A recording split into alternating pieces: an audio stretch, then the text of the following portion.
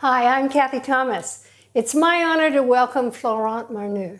Many agree that his restaurant Marche Moderne is the best French bistro in California. He combines enormous culinary talent with an unending work ethic.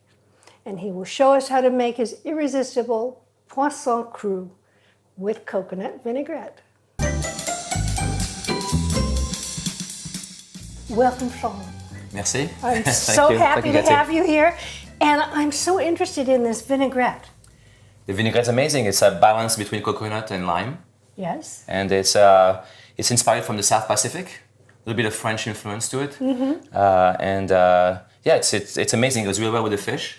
You're going to start with the fish? Yes, I'm going to start with the fish. Okay. So we have a beautiful big eye tuna. Do you specifically request sushi grade? We always request the freshest, the best. Yeah. You know, the color is always very important to me. Bluefin has a more texture. Big eye has a better color. But you could substitute one for the other if you had to. Yes. Yeah. Okay. You have an interesting knife there. A little present to myself. A nice Japanese knife, very heavy to cut fish. It's really nice. Beautiful. This is a sashimi grade fluke. Okay, but you can substitute with halibut as well, or albacore. You know. And you told me earlier that you don't want a fatty fish. No, because we have the coconut vinaigrette, we don't want to use anything that's fatty like salmon or Chilean sea bass.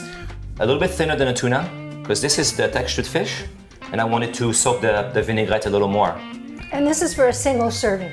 This is actually a little bit bigger. I'm gonna make it a little smaller to make it look better. In a restaurant, we always like to make it a little smaller so it looks better. Got it. But if you're at home, I mean, I had this in the South Pacific in Tahiti. And the way they make it is they make it in a bowl and they mix everything. And if you're at home, you should make it in a bowl. We're gonna plate it today, but if you make it in a bowl, it's really fun. You can add the green onions in there and put it in, I've seen it done where they put it in half coconuts, you know, and you can sit outside for the summer party. Nice. So for the vinaigrette, we take yuzu juice. And you can get that in a Japanese market. Japanese market, you can find it a lot of places, I think, these days. We're gonna take the zest of a lime. We're gonna put a bit of lime juice and lime zest to cut the yuzu a little bit. Don't you love that gizmo? I love this thing. Yeah. The best. And I'm gonna put a little bit of salt, just a little bit, because I'm gonna put shoyu in it. White shoyu is a soy sauce. So I wanna make sure I don't put too much salt in case it becomes too salty. And what would happen if you used regular soy sauce? It would be darker, maybe I would put less, you know. Pretty intense. I'm gonna put a little sugar. I love this. So yuzu kosho is like a yuzu skin that's been cooked in sugar, and then they mix it with peppers, with Japanese peppers. Ooh. And they blend it together. It's very fragrant. It's fragrant. Yeah, like very... Yes. And yuzu has this beautiful perfume. It's amazing. I put a little pepper. And then this is coconut milk. So this is kind of olive oil, I would say. 1 cup of coconut milk. A couple tablespoons just to round it out a little bit of California olive oil. And that's the abikina. So good, really good olive oil. Okay, so the vinaigrette is ready. Now I see some chicken skin over here. Yes, we do something kind of cool with it is we serve a little crispy chicken skin on it. And that goes really well with the fish. People would think, oh, chicken and fish together is kind of weird. But to put it after, to give you that savory, salty flavor is amazing. Right, and it's also a texture contrast. Yes. It's like a very much so, exactly. Very much so. So I put a little water in it, so chicken skin, little water. You cook it for about 20 minutes like this. The water is gonna help the fat come out more. We put a little salt.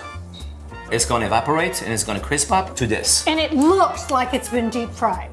Yes. Here's our plating. So I'm gonna use a little bit of vinaigrette. We put the fish like this. A little bit of smoked sea salt, so you can tell this is a fun dish, a lot of flavors. One of my favorite things to use is maybe the best lemon oil in the world. That's beautiful. Lemon mosto. A little bit of green onions.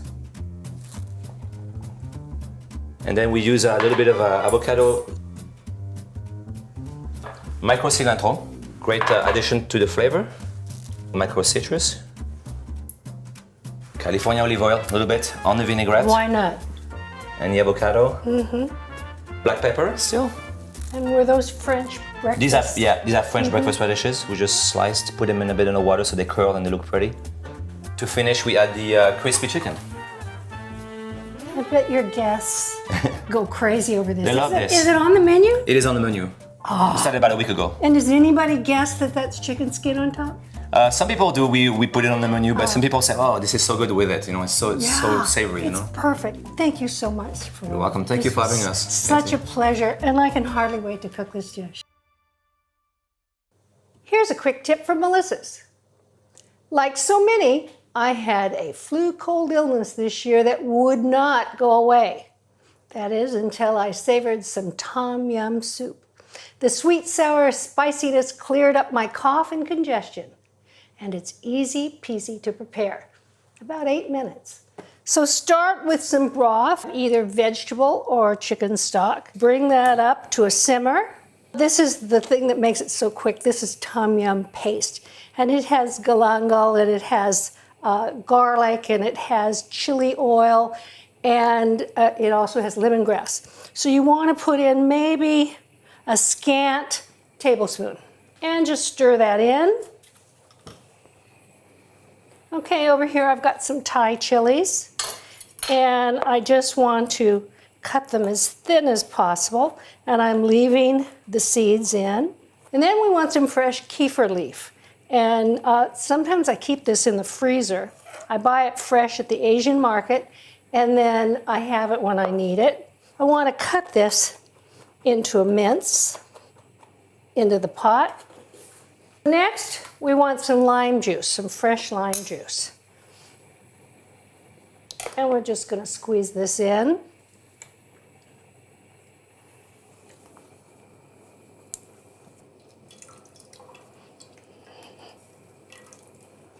We want a little bit of sweet, so about a half of a teaspoon of sugar.